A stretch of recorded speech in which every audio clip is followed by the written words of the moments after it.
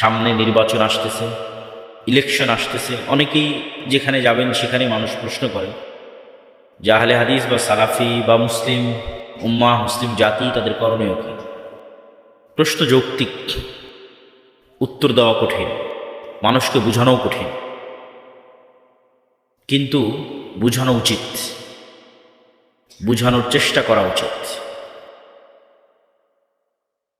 এখন যার বয়স 90 বছর, যদি বেঁচে থাকে কোনো মানুষ 90 বছরের বাংলাদেশে, তাহলে তাকে আপনি জিজ্ঞেস করতে পারেন যে তার জীবনে সে কয়টা নির্বাচন পার করেছে। যদি মোটামুটি পাকিস্তান আমল থেকে ধরে বাংলাদেশ আমলের বলা যায় সকল নির্বাচনে সে পার্টিসিপেট করেছে, তাহলে সে আপনাকে ভালো ফিডব্যাক দিতে পারবে যে প্রত্যেক নির্বাচনের আগে মনে করতাম এই দল জিতলে অনেক খুব ভালো হবে, তারপরে জিতার 1-2 বছর পর ওই দলকে গালি দিত। এটি একটি চরম বাস্তব অভিজ্ঞতা। মানুষ যেহেতু শর্ট টাইমে উত্তেজিত হয়, তো ব্রেন আর কাজ করে না, লং টাইমে কেউ চিন্তা করতে পারে না। কিন্তু লং টাইমের একটা সিনারি যদি আপনার সামনে থাকে, যে কোনো মুরব্বী বসে আছে, তাকে জিজ্ঞেস করতে পারেন প্রতি নির্বাচনের আগে তার মনে হয়েছে এবার অমুক দল জিতলে খুব ভালো হবে দেশের। তারপরে দেখা যাবে দলকে ভোটও দিয়েছে, ভোট দেওয়ার 1-2 মাস 2 বছর পর আবার ওকেই গালি দিয়েছে। এই জিনিসটা ঘটে কেন? এটি গণতন্ত্রের একটা মজার জিনিস। সে মজাটা হচ্ছে, ছোট বাচ্চাকে আমরা যেভাবে ললিপপ দিই, চকলেট দিই, যে বাবা তুমি কাঁদতেছো, এই চকলেটটা খাও, তাহলে ও অন্য যেটা চাচ্ছিল সেটা ভুলে যাবে। হয়তো মায়ের দুধ খেতে চাচ্ছিল সেটা ভুলে যাবে, হয়তো বাইরে যেতে চাচ্ছিল সেটা ভুলে যাবে, কিছু একটা ভুলে যাবে। ওকে ভুলিয়ে রাখার জন্য ওর হাতে চকলেট ধরিয়ে দেয়। তো গণতন্ত্র মানুষের সাইকোলজি বুঝে, যারা গণতন্ত্র তৈরি করেছে তারা মানুষের সাইকোলজি বুঝে, যে মানুষের সামনে কোন মূলা ঝুলিয়ে দিলে মানুষের আবেগকে নিয়ে বারবার খেলা যাবে, বারবার মানুষের আবেগ তৈরি করা যাবে ছোট বাচ্চার মতো, আর বারবার তাকে ইউজ করা যাবে। সেই আবেগটার নাম হচ্ছে যে আপনি একটা ভোট দিতে পারবেন, এটা একটা আবেগ, যে আমি একটা ভোট দিতে পারছি। এই আবেগের মাধ্যমে আপনাকে ভুলিয়ে দেওয়া হবে গত 15 বছর কি হয়েছে, আগামী 5 বছর কি হবে। মানে দেওয়ার পরের দিন থেকেই লাথি শুরু হবে। তারপরে আবার ভাববেন, গালিগালাজ করবেন, অমুক করবেন, তমুক করবেন। আবার যখন ভোট আসবে আবার উত্তেজিত হয়ে যাবেন, আবার সেই দুঃখ কষ্ট ভুলে যাবেন, আরে ভোট তো দিতে পারছি, কি মজা, এইবার শেষ করে দেবেন। তা ভোট দেওয়ার পর আবার লাথি শুরু হবে। এই যে এক গেম, একটা লুপ, ঘুরে ফিরে এক জায়গাতে, ঘুরে ফিরে এক জায়গায়, ঘুরে ফিরে এক জায়গায়। এই জন্য মুসলিম উম্মাহকে চিন্তা করতে হবে লং টার্ম। যারা এগুলোতে অংশগ্রহণ করছে তাদের সাথে সরাসরি শত্রুতা, এটা আমি পছন্দ করি না। আমি পছন্দ করি যে আমরাও তো চাই রাষ্ট্রে ইসলাম প্রতিষ্ঠা। তাহলে উদ্দেশ্য, টার্গেট এক, বুঝার ভুল থাকতে পারে, বুঝার ভুল কম্প্রোমাইজেবল, দাওয়াত দিতে হবে, বুঝাতে থাকতে হবে। তো আমাদের উপরেও কেউ কথা এটা চাপিয়ে দিতে পারবে না যে আমরা চাই না যে রাষ্ট্রে ইসলাম প্রতিষ্ঠা করতে হবে। আমরাও চাই রাষ্ট্রে ইসলাম প্রতিষ্ঠা হোক, কিন্তু আমরাও আসলে যথোপযুক্ত উপায়ে সেই লক্ষ্যে কাজ করতে পারছি। সেই কাজ কি? আপনি নিশ্চিত থাকেন 16 কোটি মানুষের ভোটের যা ক্ষমতা, এক প্রথম আলো আর ব্র্যাকের ক্ষমতা তার চেয়ে কয়েকশো গুণ বেশি। 16 কোটি মানুষের ভোট, ব্র্যাক আর প্রথম আলোর কাছে পঙ্গপাল, তুচ্ছ পঙ্গপাল। রাস্তায় বেরিয়েছে কীট পতঙ্গ, যাদেরকে পা দিয়ে পিষে দেওয়া যাবে। এই কীট পতঙ্গ হচ্ছে 16 কোটি মানুষ। আরও একটু দুর্বল ভাষা প্রয়োগ করা উচিত, কিন্তু জনসমাজে সেটা প্রয়োগ করা যায় না। তো এই 16 কোটি মানুষ তো 5ই আগস্ট 36শে জুলাই বেরিয়েছে। কোনো দাম আছে? কোনো দাম নাই। আপনার ভোটের চারানা দাম নাই, চুল পরিমাণ দাম নেই। দাম ওটাই ঘটবে যেটা প্রথম আলো চাইবে, ওটাই ঘটবে যেটা ব্র্যাক চাইবে। তাহলে কাজ কি? মুসলমান যে লাফ দিয়ে উঠে বলে জীবন দিয়ে দিব, এটাই ভুল। যে ভাই ঘোষণা দেন জীবন দিয়ে দেব। উসমান হাদিও তার বহু বক্তব্য বলেছিল যে জীবন দেওয়া লাগবে না, তোমরা জ্ঞান অর্জন করে একটা কাজ করো, কাজের কাজ করো। প্রথম আলোর মতো একটা প্রতিষ্ঠান তৈরি করতে জ্ঞান লাগবে, জীবন দেওয়া লাগবে না। সেই জ্ঞানই আর কেউ অর্জন করতে চায় না, সেই শিক্ষায় আর কেউ গ্রহণ করতে চায় না, মানে দীর্ঘমেয়াদে কেউ প্ল্যানই করতে চায় না। সবারই এখনই দরকার, ইনস্ট্যান্ট দরকার, ইমিডিয়েট দরকার। কিন্তু কেউ জানে না, কেউ বুঝতে চায় না যে এখন ইনস্ট্যান্ট ইমিডিয়েট যেটা পাবেন ওটি যে 2 বছর পর লাথি দিয়ে বের করে দেবে। এটাই তো নিয়ম, এটাই তো গণতন্ত্র। আপনার তো দরকার, আমাদের তো দরকার পার্মানেন্ট। পার্মানেন্টের জন্য সর্বপ্রথম দরকার শক্তিশালী প্রতিষ্ঠান। পার্মানেন্ট ক্ষমতার জন্য দরকার সর্বপ্রথম powerful institute, powerful media, powerful অর্থনৈতিক প্রতিষ্ঠান। এবং এইগুলো জ্ঞান অর্জন ছাড়া সম্ভব না। এই জন্য আল্লাহ সুবহানাহু ওয়া তাআলা আদম আলাইহিস সালাতু ওয়াস সালামকে প্রাধান্য দিয়েছেন ফেরেশতা এবং জিনের উপর জ্ঞানের কারণে। তলুতকে প্রাধান্য দিয়েছেন জ্ঞানের কারণে, নেতৃত্ব দিয়েছেন জ্ঞানের কারণে। দাউদ সুলাইমানকে নেতৃত্ব দিয়েছেন জ্ঞান শক্তি, জ্ঞান ক্ষমতা। আজকে সারা পৃথিবীর জ্ঞান কুক্ষিগত করে রেখেছে পাশ্চাত্য, জ্ঞান কুক্ষিগত করে রেখেছে আমেরিকা, ইউরোপ। জ্ঞানকে কুক্ষিগত করে রেখেছে, জ্ঞান যেটা আলটিমেটলি আপনি গবেষণা করলে এখানেই গিয়ে বুঝবেন যে এখানে সবচেয়ে বড় বিষয় হচ্ছে জ্ঞান। আমেরিকার কাছে যেটা সর্বোচ্চ পর্যায়ের প্রযুক্তি আছে, ওই প্রযুক্তি শুধু ইসরায়েলকে দেয়, শুধু শুধু ইসরায়েল। সৌদি আরব, কুয়েত, কাতার, বাহরাইন, দুবাই, এদের সাথে যত সম্পর্ক থাকুক, এদেরকে যে প্রযুক্তি দিবে সেটার চাইতে 500 বছর এগিয়ে প্রযুক্তি আছে আমেরিকার কাছে।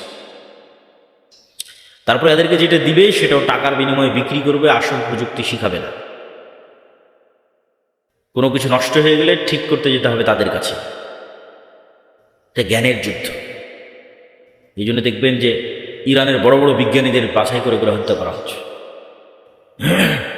হামাসের বড় বড় যারা জ্ঞানী নেতা আছে তাদের বাছাই করে হত্যা করা হচ্ছে। উসমান হাদিকেও এই একই কারণে হত্যা করা হয়েছে। কেননা ওর মতো এত জ্ঞান নিয়ে এত উপস্থিত তর্ক বিতর্ক করার মতো কোনো ছাত্র নেতা ছিল নাই, এখনো নাই। এই জন্য জ্ঞানকে এবং সৎ সাহসকে বিশ্ব ভয় পায়। জ্ঞান এবং তার সাথে সৎ সাহস। জ্ঞানী অনেক মানুষ হতে পারে, কিন্তু কত জ্ঞানী আছে বিক্রি হয়ে যায় টাকার কাছে। কত জ্ঞানী নেই। ব্রেইন ড্রেইন বলে একটা কথা আছে, শিক্ষিত ছেলেরা বুঝতে পারবে যে আমাদের দেশে কত মানুষ, কত মেধাবী সন্তান, যদি আমরা মেধা গুরুত্ব দিই। আমেরিকা, ইউরোপ তারা তো মেধার মূল্যায়ন বুঝে, তারা মেধার মূল্যায়ন করে, তখন এখান থেকে মেধা চলে যায় আমেরিকায়, মেধা চলে যায় ইউরোপে, ওখানে গিয়ে সেটেল হয়ে যায়। এটাকে বলে ব্রেইন ড্রেইন, মানে মেধা পাচার, টাকা পাচারের মতো মেধা পাচার। তাহলে মেধা আছে, কত মেধাবী ছাত্র শিক্ষক নেবেন, কিন্তু বিক্রি, টাকার কাছে বিক্রি। কিন্তু মেধার পরেও থাকবে সৎ সাহস, এটি ব্যতিক্রম। সৎ সাহস নিয়ে টাকার কাছে বিক্রি না হয়ে সেই মেধাকে কাজে লাগিয়ে দেশ ও জাতির জন্য কিছু করবে, এটা খুবই ব্যতিক্রম। এটা তেমন একটা ঘটে না। এই জন্য আমার সব বক্তব্যে বলেছি যে সর্বপ্রথম লাগবে জ্ঞান এবং শিক্ষা, তারপরে লাগবে সৎ সাহস, সততা, আমানতদারিতা, ন্যায় পরায়ণতা। সব বক্তব্যে বলা আছে যে আজকের মুসলমানদের সবচেয়ে বড় সংকট হচ্ছে মুসলমানেরা যেহেতু দীর্ঘদিন ব্রিটিশদের গোলাম ছিল, সেহেতু তারা বানু ইসরাইল হয়ে গেছে। বানু ইসরাইল হয়ে যাওয়ার কারণে তারা মিথ্যা, দুর্নীতি, ধোঁকা এগুলোর সাথে যুক্ত হয়ে গেছে। ফলত তাদের মধ্যে নেতৃত্বের ক্রাইটেরিয়া নাই, নেতৃত্বের গুণ নাই। মোহাম্মদ সাল্লাল্লাহু আলাইহি ওয়াসাল্লাম যেই মানদণ্ডে ছিলেন তার ধারে কাছে আমরা নাই। মোহাম্মদ সাল্লাল্লাহু আলাইহি ওয়াসাল্লামের সাহাবীরা যেই মানদণ্ডে ছিলেন তার ধারে কাছে আমরা। আপনি মোহাম্মদ সাল্লাল্লাহু আলাইহি ওয়াসাল্লামের পুরো জীবনী খুঁজে একদিন দেখাতে পারবে না যেই একদিন মোহাম্মদ সাল্লাল্লাহু আলাইহি ওয়াসাল্লাম আবু লাহাবকে, আবু জাহালকে, আবু সুফিয়ানকে মুখের ভাষা খারাপ করে ব্যক্তিগত আক্রমণ করেছে, কটূক্তি করেছে। একটা দিন সমগ্র ইতিহাস থেকে উঠিয়ে যাচাই বাছাই করে মোহাম্মদ সাল্লাল্লাহু আলাইহি ওয়াসাল্লামের শত্রুরাও লিখবে না এই কথা, কেন এটা বাস্তবে ঘটেনি। এটা যদি বাস্তবে ঘটতো, যেমনটা আমরা করি, আমরা আলেম ওলামারা করি, যে যার সাথে হয়তো আমি পারতেছি না, তার তখন ব্যক্তিগত আক্রমণ করলাম, আরে ওই তো খাটো, তো বাঠু, তো কানা, ব্যক্তিগত আক্রমণ। আরে তোর বই পর্দা করে না, আরে ওর ছেলে এরকম, এগুলোকে বলে ব্যক্তিগত, মানে মানুষের মান সম্মান নিয়ে টানাটানি করা। এগুলো গোলামদের স্বভাব। তো মোহাম্মদ সাল্লাল্লাহু আলাইহি ওয়াসাল্লাম যদি একদিন এই কাজ আবু সুফিয়ানের সাথে করতেন, আপনি নিশ্চিত থাকেন আবু সুফিয়ান ইসলাম সত্য জানলেও গ্রহণ করতেন। আবু সুফিয়ান ইসলামকে সত্য জানার পরও গ্রহণ করতাম, কেন যে আমাকে ব্যক্তিগত অ্যাটাক করেছে তখন তো আমার ইগো তৈরি হয়ে যাবে, ইগো, যে ও আমাকে ব্যক্তিগত অ্যাটাক করেছে, আমি কেন ওর কাছে নত হব। কিন্তু আবু সুফিয়ানও জানে যে মোহাম্মদ সাল্লাল্লাহু আলাইহি ওয়াসাল্লামের হৃদয় ফ্রেশ, বলেন আল্লাহু আকবার। সে নিশ্চিত জানে যে মোহাম্মদ সাল্লাল্লাহু আলাইহি ওয়াসাল্লামের সাথে আমার যে লড়াইটা হচ্ছে এটা শুধুমাত্র আদর্শিক লড়াই, কিন্তু তার তার হৃদয় আমার জন্য হিতাকাঙ্ক্ষী, কল্যাণ, এটা আবু সুফিয়ান।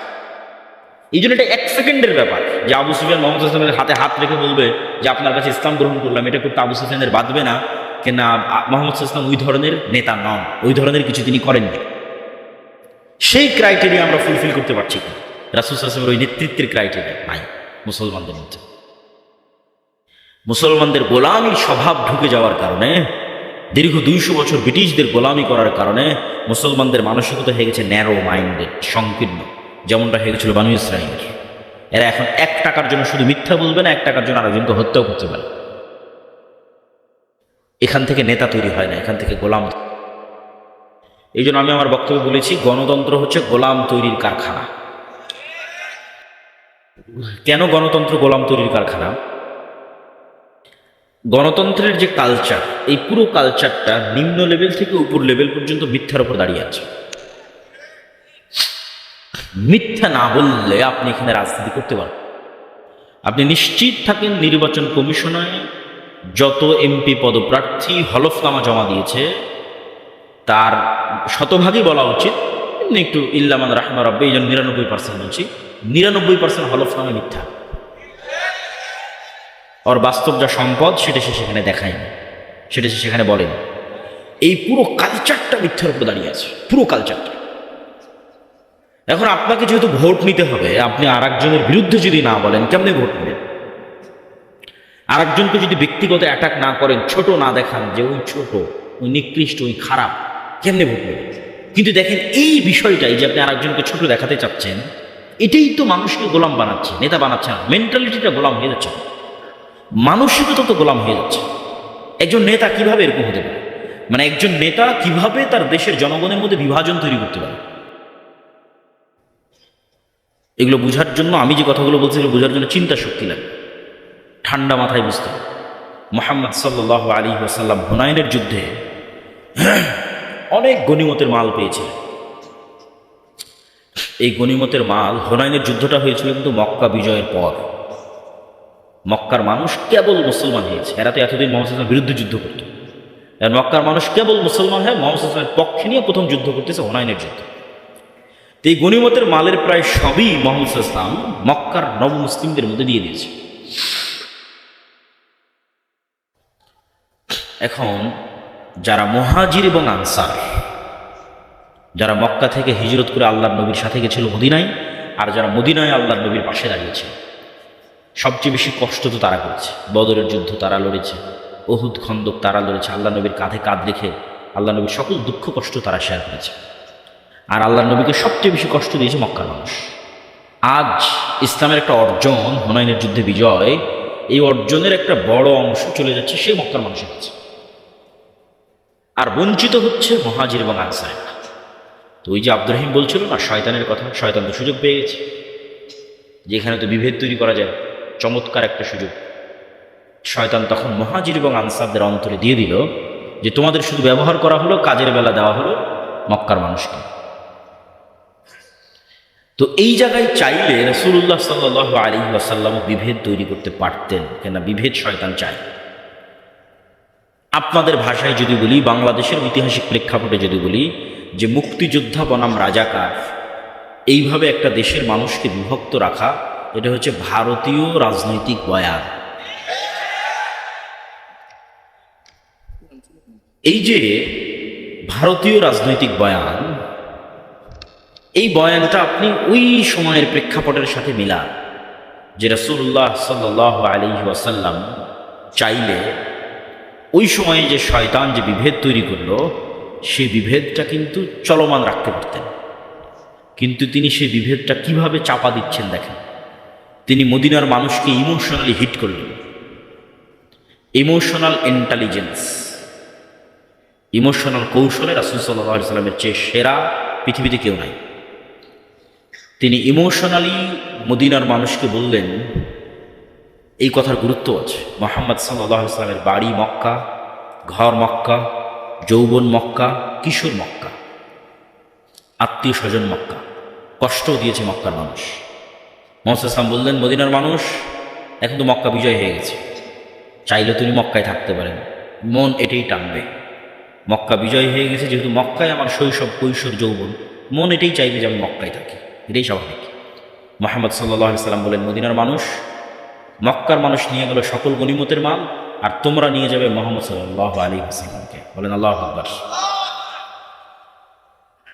কোথায় হিট করেছে রাসূল সাল্লাল্লাহু আলাইহি ওয়াসাল্লাম? দেখে মদিনার মানুষের চোখে পানি, যে এর চেয়ে বড় ভালোবাসার নিদর্শন কি হতে পারে, যে স্বয়ং মুহাম্মদ সাল্লাল্লাহু আলাইহি ওয়াসাল্লাম আমাদের সাথে আমাদের বাড়িতে এবং ঘরে ফিরে যাবে, এবং তিনি আমাদের সাথেই থাকবে, আমাদের শহরে মারা যাবে, আমাদের সাথে খাবে এবং উঠবে। এটা তো সারা পৃথিবীতে ক্রয় করা যাবে না। সেই সামান্য গনিমতের মালের বা কি দাম আছে? এই যে আল্লাহর নবী তার জাতিকে বিভক্ত হতে দিলেন না, এক রাখলেন। নেতা কখনো তার জাতিকে বিভক্ত করতে পারে না, কিন্তু গণতন্ত্র শিখাই বিভক্তি। এখানে বিভক্তি তৈরি না করলে আপনি রাজনীতি করতে পারবেন না। আর যখনই আপনি বিভক্তির পথে আগাবেন, তখনই আপনাকে গীবত করতে হবে, দুর্নাম করতে হবে, মিথ্যা বলতে হবে। অন্যের বিরুদ্ধে তো বহু পরে। আপনি যদি একটা নির্দিষ্ট দলেরও রাজনীতি করেন, ওই দলেরই মনোনয়ন নেওয়ার জন্য ওই দলের অন্য মনোনয়ন প্রার্থীর সাথে আপনাকে যেই অসম প্রতিযোগিতায় লড়তে হবে, সেই অসম প্রতিযোগিতায় টাকার খেলা আছে, মিথ্যার খেলা আছে, দুর্নীতির খেলা আছে। আপনি ওই টাকার, ওই মিথ্যা, ওই দুর্নীতির খেলা না খেললে আপনি নিজেই নিজের দলের মনোনয়ন পাবেন না। তাহলে আমি কি বলতে চাচ্ছি, যে গণতন্ত্র টপ টু বটম পুরো কালচারটা যেই সিস্টেমের উপর দাঁড়িয়ে আছে, এই সিস্টেমটা মিথ্যার সিস্টেম, গীবত এবং পরনিন্দার সিস্টেম। আর মিথ্যা, গীবত, পরনিন্দা কার স্বভাব? হ্যাঁ, শয়তানের তো অবশ্যই, কিন্তু আমি যেই টপিকে আছি, গোলামের স্বভাব। কার স্বভাব? আর একটু জোরে বলেন, কার স্বভাব? গোলামের স্বভাব। তাহলে এই কালচারের মধ্যে দিয়ে যত এমপি সংসদ ভবনে যাচ্ছে, এরা স্বাধীন না গোলাম? গোলাম। এরা নেতা না গোলাম? গোলাম। এই জিনিসটা যেদিন আপনি বুঝে যাবেন, সেই দিন আমার মেসেজ আপনাদের কাছে ক্লিয়ার হয়ে যাবে, যে আমরা প্রকৃত নেতা তৈরি করতে চাচ্ছি। আমরা চাচ্ছি যে মুসলমানদের মধ্যে প্রকৃত নেতা তৈরি। গণতন্ত্র তো গোলাম তৈরি করতেছে। যে আজকে টাকা দিয়ে মনোনয়ন কিনেছে, সে কাল এমপি হওয়ার পর, মন্ত্রী হওয়ার পর, এমনকি প্রাইম মিনিস্টার হওয়ার পর টাকার কাছে বিক্রি হয়ে যাবে।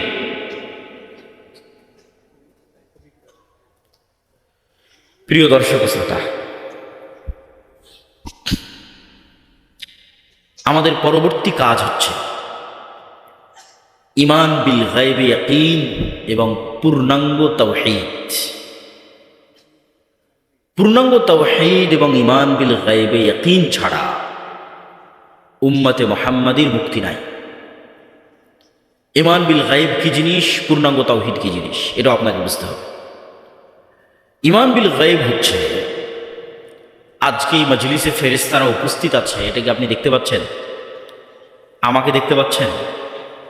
আমার প্রতি যে আপনার এখন আমাকে দেখতে পাচ্ছেন, আমি যে এখানে উপস্থিত হয়েছি, এটার প্রতি আপনার যেই লেভেলের বিশ্বাস, যে হ্যাঁ আব্দুল্লাহ বিন আব্দুর রাজ্জাক উপস্থিত হয়েছে, শেখ আব্দুর রাজ্জাক বিন ইউসুফ উপস্থিত হওয়ার পর আপনার উনি যে উপস্থিত হয়েছে, ওই বিশ্বাসের মাত্রাও এই লেভেলে পৌঁছবে যখন চোখে দেখবেন।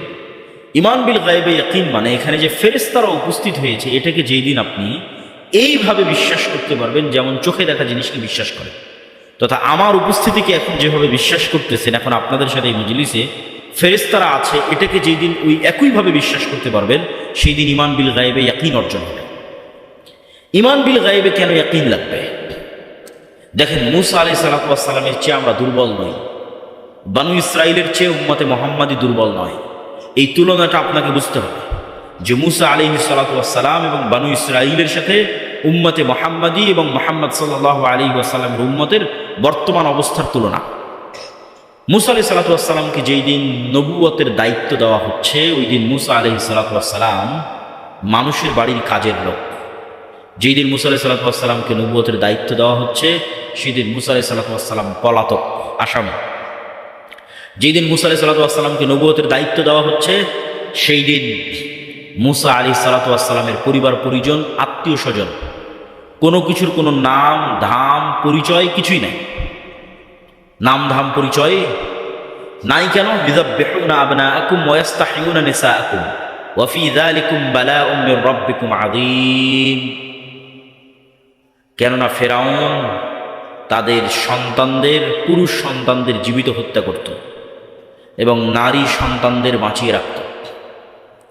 তাহলে মূসা আলাইহিস সালাতু ওয়াস সালামকে তার মা পরিচয় দিতে পারবে না যে এটা আমার ছেলে, কেননা পরিচয় দিলে হত্যা করা হবে। তাহলে বাংলাদেশের কুমিল্লার ছোটনার একটা সাধারণ মানুষকে আমি আজকে বললাম, তুমি যাবা আমেরিকা, দাওয়াত দিবা ডোনাল্ড ট্রাম্পকে। এইটা যতটা ব্যতিক্রম, এর চেয়ে বেশি ব্যতিক্রম মূসা আলাইহিস সালাম দাওয়াত দিবে ফিরআউনকে। শক্তির তুলনায়, ক্ষমতার তুলনায় আজকের কুমিল্লা ছোটনার মানুষ, কুমিল্লা দেবিদ্বারের মানুষ, কুমিল্লা জেলার মানুষ আমেরিকার প্রেসিডেন্ট ডোনাল্ড ট্রাম্পের তুলনায় যা দুর্বল, মূসা আলাইহিস সালাতু ওয়াস সালাম ফিরআউনের কাছে তার চেয়ে বেশি দুর্বল।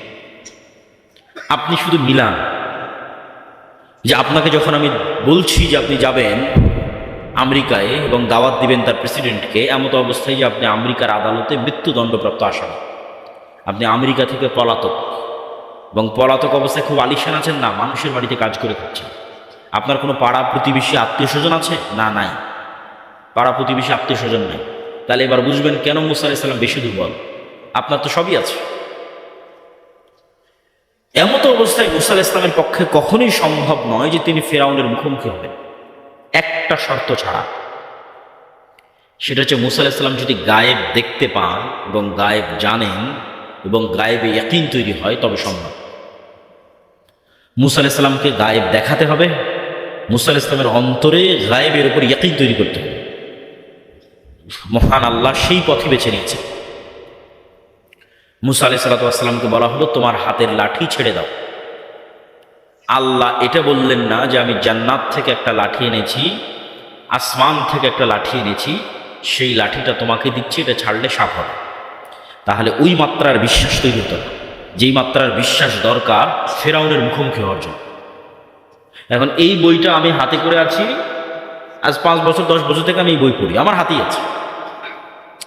আমার হাতে 5-10 বছর থেকে যে লাঠি আছে, সেই লাঠি এখন সাপ হচ্ছে। আসমান জান্নাত থেকে আসা বিশেষ লাঠি তো সাপ হতেই পারে, অস্বাভাবিক কিছু না।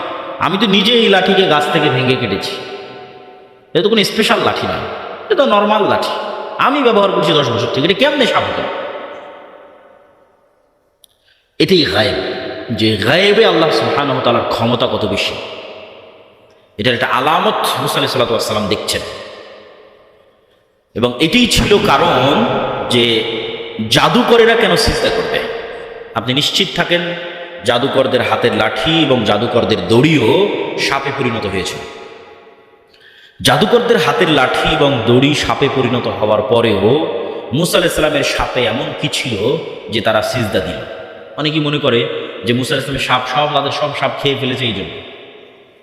এটা একটা কারণ হতে পারে, কিন্তু আসল কারণ কোনটা সেটা আপনাকে আমি ধরিয়ে দিচ্ছি, তাহলে আপনি বুঝতে পারবেন। আজকের এই 3D প্রযুক্তির যুগে এবং ভিডিও অ্যানিমেশন, 3D অ্যানিমেশনের যুগে আমি আপনার চোখের সামনে এই বইকে সাপ বানিয়ে দিতে পারব। কিসে? স্ক্রিনে, মোবাইলের স্ক্রিনে, টিভির স্ক্রিনে, কম্পিউটারের স্ক্রিনে। স্ক্রিনে আমি অ্যানিমেশন করব, ডিজাইন করব, আপনার চোখের সামনে দেখবেন যে এই বইটা আস্তে আস্তে সাপ হয়ে যাচ্ছে, স্ক্রিনে দেখতে পাবেন ডিজাইনের মধ্যে। এই বইটা এখন সাপ হয়ে গেল, ঠিক আছে, স্ক্রিনে দেখতে পাচ্ছি সাপ হয়ে যাচ্ছে। আবার যদি 3D কোনো চশমা চোখে দেন, আবার ওই সাপ যদি ছবল মারে, তাহলে ওই চশমা চোখে দিলে মনে হবে স্ক্রিন থেকে বের হয়ে এসে আমাকে ছবল মারতেছে। ওই প্রযুক্তিও আছে। আবার চোখ থেকে চশমা খুললে দেখবেন আরে না, সাপ তো স্ক্রিনই আছে। তাহলে এই বইটা সাপে পরিণত হয়েছে চোখে। বাস্তবে কি? বাস্তবে না। আজকের বিজ্ঞানের পক্ষে সম্ভব নয় যে এটাকে সাপে পরিণত করবে বাস্তবে। কোথায় সম্ভব? চোখের ভেলকিতে, ডিজাইনে সম্ভব, 3D অ্যানিমেশনে সম্ভব। এটাও দেখানো সম্ভব যে এসে আপনাকে ছবল মারতেছে, আপনি ভয় পাবেন, এটাও দেখানো সম্ভব। তাহলে তাদের লাঠি এবং তাদের দড়ি সাপে পরিণত হয়েছিল, এটা ছিল চোখের ভেলকি। ঠিক আজকের যুগের স্ক্রিনের, মোবাইল কম্পিউটারের স্ক্রিনের ডিজাইন, দ্যাটস ইট। আর মূসা আলাইহিস সালাতু ওয়াস সালাম এটা ছিল আস্ত। আস্ত যেই সাপ এখন মেঘনা নদীতে ঘুরে বেড়াচ্ছে, এই বইটা এখন সেই সাপে পরিণত হয়েছে। আস্ত যেই সাপ মেঘনা নদীতে ঘুরতেছে, চোখের ভেলকি না। মূসা আলাইহিস সালামের হাতের লাঠি আস্ত জ্যান্ত জীবন্ত সাপে পরিণত হয়েছে। আর জাদুকরদের লাঠি এবং দড়ি আস্ত জ্যান্ত জীবন্ত সাপে পরিণত হয়নি। আমাদের আজকের যুগের যেমন 3D ডিজাইন, এরকম কোনো এক প্রযুক্তির মাধ্যমে, জাদুকরী কোনো প্রযুক্তির মাধ্যমে চোখের ভেলকিতে মনে হচ্ছিল যেন সাপ। আর মুসা আলাইহিস সালাম একটা বাস্তবে সাপে পরিণত হয়ে গেছে, যেটা ওই কালেও অসম্ভব, এই কালেও অসম্ভব। আজকের বিজ্ঞানের এই উন্নত প্রযুক্তির যুগে অসম্ভব, আজ থেকে 5000 বছর আগে অসম্ভব।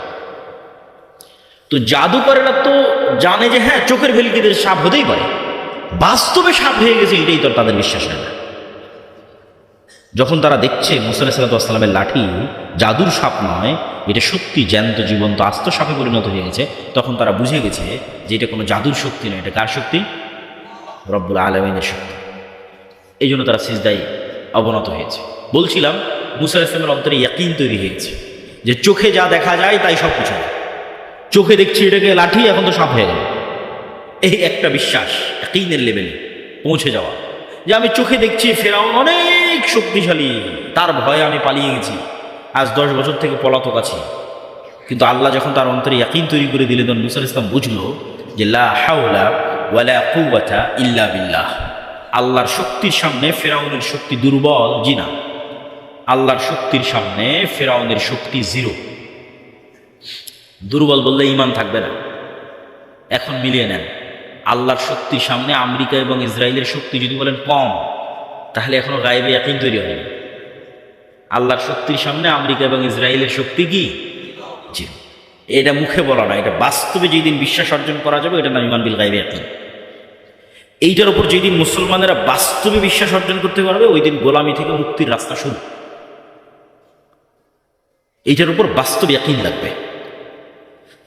ঈমান বিল গায়বে ইয়াকিনের মধ্যে আরো একটা জিনিসে ইয়াকিন জরুরি ভিত্তিতে লাগবে, সেটা হচ্ছে পরকাল, জান্নাত। এটা ছাড়া মুসলমানদের বিজয় সম্ভব নয়। আসহাবুল হুদুদের মতো ঈমান পরকালের উপর।